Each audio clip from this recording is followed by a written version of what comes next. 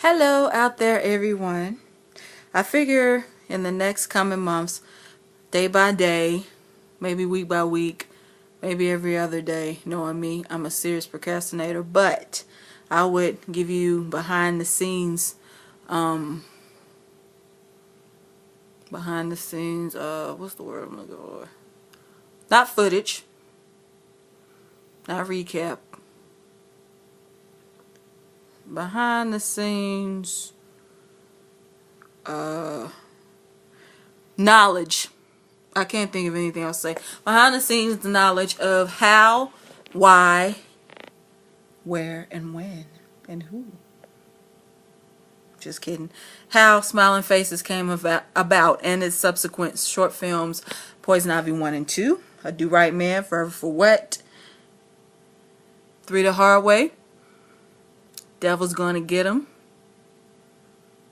and Smiling Faces, which is the whole thing tied up into one little neat pretty little bow. So for starters, Poison Ivy. Well, how did Poison Ivy come to be? I can't tell you. I do not know. I don't remember writing Poison Ivy 1 or Poison Ivy 2. When people ask me stuff like that, they think I'm playing, but I really don't remember the whole process of sitting down. Okay, I'm going to write this about this, this, and this. I think how Poison Ivy came about was there's a lot of people in the world who are so-called spiritual, Christian, whatever you want to call it, and are struggling in their everyday lives trying to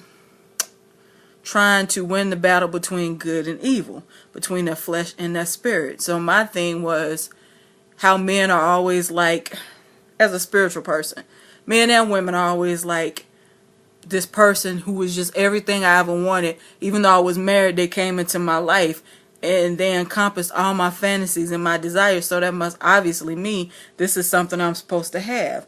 Whereas a spiritual or Christian person, etc., may look at it and be like, no, that's the devil, that's the representative of the devil, or that's the enemy sending you somebody who's an exact replica of everything that you ever desired, to trick you, to make you fall short of God's glory, or to make you fall short of your wedding vows, or your own personal growth, or your own personal morale, or humanity, or ethics. So that's how that came about. I think just, always, hearing about men and women saying that, they don't know how it happened. This attractive person just happened to come into their lives and they was married, and yet a relationship had problems, but this other person and their wife was, or their husband was this, and this. And I was like, okay, I know it's BS. They don't know it's BS. Obviously, Craig Buford, the hero or the main character in Poison Ivy, is totally unaware in part 1 of what's going on, and even in part 2, that this woman that's coming to his life is there to trick him, or is some type of distraction from his marriage, which has been going through hard times because of the death of his unborn child by miscarriage. So Ivy came along at just the right time. When he was in the right space mentally, when he was in the right space physically, having not been intimate with his wife, and that was just the right time for her to come in and wreak havoc on his life, and that she does, and it just kind of goes on from there. And it just goes to show you that no matter what's going on in your life, no matter what it looks like, or what is or what isn't, or what has happened or hasn't happened, or what your spouse is or isn't doing, you took a vow, you keep that vow. You stand by that vow. You don't let anything, no matter what it looks like, smells like, tastes like, feels like, come in between you and what God brought into your life. So,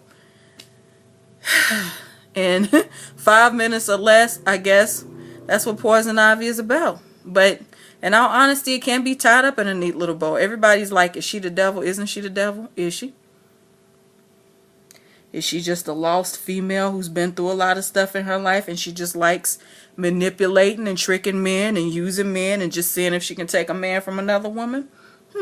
Don't know. Guess y'all gonna have to wait and find out. Deuces.